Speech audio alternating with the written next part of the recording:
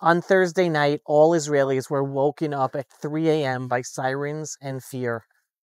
But when the dust settled and we found out what was going on, it wasn't fear that defined the night. It was awe. Awe in the face of open miracles from God above, living prophecy, and a Jewish people that once again remembered who we are. On Thursday night, over 200 Israeli pilots took to the skies in one of the boldest, most complex military operations in our nation's history. That it took decades of intelligence work, striking deep into the heart of Iran, the regime that has been openly calling for our destruction for decades. Every one of those 200 plus pilots returned home safely. Unbelievable. At the same time, not a single Iranian drone reached Israeli skies. We shot them all out of the sky. The scale of precision, the effectiveness, the divine protection, it was nothing short of miraculous. This was not just a military operation. It was a turning point in Jewish history. We hit Iranian nuclear sites. We struck senior regime figures and top nuclear scientists, even in their beds. We shattered radar systems, missile facilities, and their myth of invincibility. And in so doing, we did not just set back a genocidal nuclear program set out to destroy us and the whole freedom-loving world. We set off a spiritual earthquake that will ripple for generations. This is not a war that began on October 7th, 2023. This is a war that began decades ago. That dark day of October 7th, when Islamo-Nazi terrorists in Gaza, funded by Iran and Qatar, butchered our people and mass raped our women, was not the beginning. It was Iran's opening move in a coordinated multi-front war meant to annihilate Israel. But miraculously, Hamas in Gaza acted too soon. And as I have previously explained in other Pulse of Israel videos, their attack on us was premature and disconnected from the larger plan. They attacked without coordinating first with their bosses in Iran. That exposed everything. Everything Iran had been building for decades to destroy us, the whole axis of evil surrounding us. It was exposed for Israel to dismantle. Hezbollah, we took care of it, no longer a major threat. The land bridge from Iran to the Mediterranean via Syria and Lebanon, gone. Now Israel has total air superiority over Syria all the way to Iran.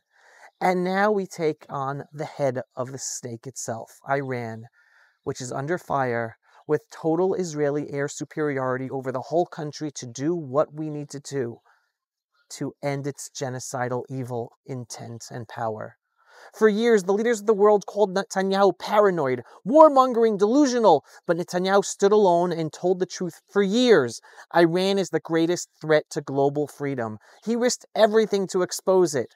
Even his relationship with the Obama administration by speaking publicly against Obama's Iran nuclear deal in front of both houses of Congress. And now, with the clarity and courage we've been praying for, Netanyahu's words have become action that he is taking. Historic, game-changing action. Jews all over the world just read the Torah portion of Parshat Bahalotcha, and nothing could be more fitting. In this Torah portion of Bahalotcha, God commands Aaron to light the menorah, Bahalotcha, to raise up the flame until it stands on its own. That's not just about candles. It's about the soul of the Jewish people. We're not meant to flicker. We're meant to rise. We are meant to lead, proud, steady, unstoppable, radiating divine light through a world of darkness.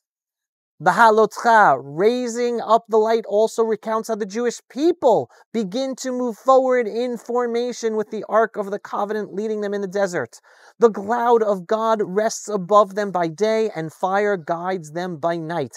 It is a Torah portion of motion, purpose, and divine protection. Exactly what we are experiencing today as the people of Israel move with determination and clarity through the greatest threats of our time.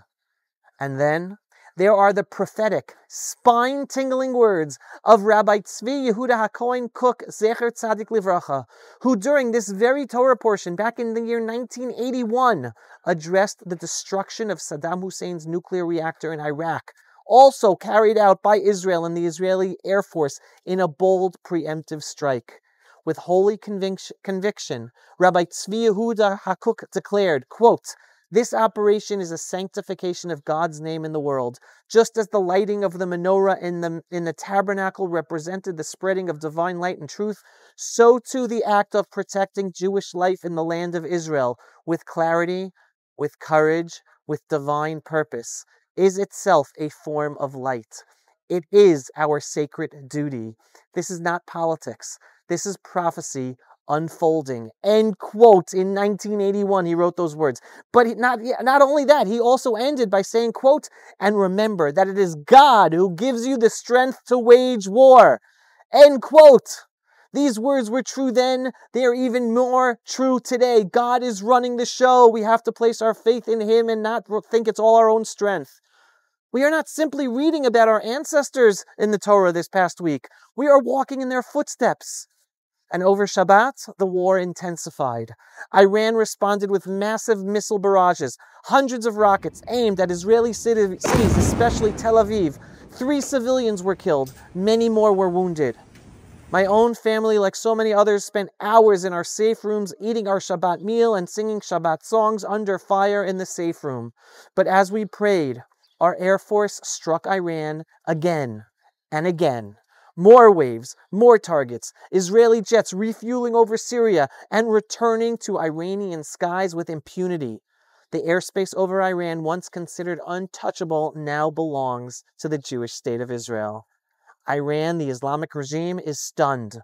The regime is reeling. Decades of planning our destruction, years of fortifications, all pierced in one miraculous week by the will of a nation that has finally remembered that we are not just another country. We are a covenantal people with a divine calling. Understand, this war is not only about Gaza. It never really was. This war is about defeating the head of the Shiite jihadi serpent, the Islamic Republic of Iran. And once we finish that job, the global Sunni terror networks, led by Qatar and the Muslim Brotherhood and others, they will rise to fill the vacuum after we get rid of the Shiite axis of evil. But this time, we're ready. We will hold Gaza forever. And the day will come when we will remain in our new northern parts of Israel, recently liberated lands in southern Lebanon and southern Syria. To defend ourselves, we can never retreat from any of those areas ever again either. And now internalize this. We are the only nation in human history to destroy the nuclear programs of not 1, not 2, but 3 enemy states, Iraq, Syria, and now Iran. We, the Jewish people and the Jewish state of Israel, are the front line of freedom, the tip of the spear against the red-green alliance, the neo-Marxist Islamist alliance of Western progressivism and radical Islam. And while the world appeased, we stood up, not just for ourselves, but for every free person on earth. We, the Jewish people of Israel, we're not apologizing anymore. Not for our existence, not for defending ourselves, not for refusing to die. We will implement President Trump's immigration plan for the Islamo-Nazi Arabs in Gaza who refuse to live in peace with us. We will forever remain in Gaza and in Judea and Samaria because these are our ancestral lands. And we will never again let our children grow up with rocket drills and bomb shelters and the fear. Never. It's up to us, our generation now, the generation of victory, the generation of proud Jews. To the people of Iran, your day of liberation is coming. Your tyrants are weakening. Rise up and take over the regime from the Islamic Republic that has persecuted you all these decades. And to the nations of the world, you may abandon us, but we will never abandon truth. We will never abandon morality. We will never abandon life and God. And to our enemies, you made the mistake of waking the sleeping lion of Zion. To our children and grandchildren, we are fighting now, today, so that you may live free, strong, and proud lives as Jews in our ancestral homeland. To the Jewish people, If you're not here in Israel yet, come home. This is the time. The gates of history are open. Do not miss it. And to Hashem, God, thank you. Thank you for all the miracles. Thank you for giving us the strength to rise again and for having the leadership and Prime Minister Netanyahu as the leader today to lead us in this fight.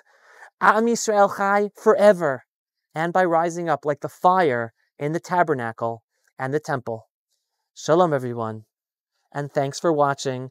And do not forget to thank God for living these miracles today. There's still going to be ups and downs. We're not over yet, but the trajectory is positive. Am Yisrael Chai. If you are not yet a subscriber to our daily, belief-based, inspiring, politically incorrect, truthful videos about Israel, the Jewish people, and the freedom-loving world, what are you waiting for? Go to pulsevisual.com and click to subscribe today. And yes, we are a donor-based operation. We need your donations for support in order to make these videos and get our videos seen and do all the work we do. So every once in a while, whether a large donation or a small donation, just go to pulsevisual.com and click on the donate button. Shalom, everyone, and thanks for watching. Pulse of Israel, frontline videos from the Holy Land. Support our work by donating today.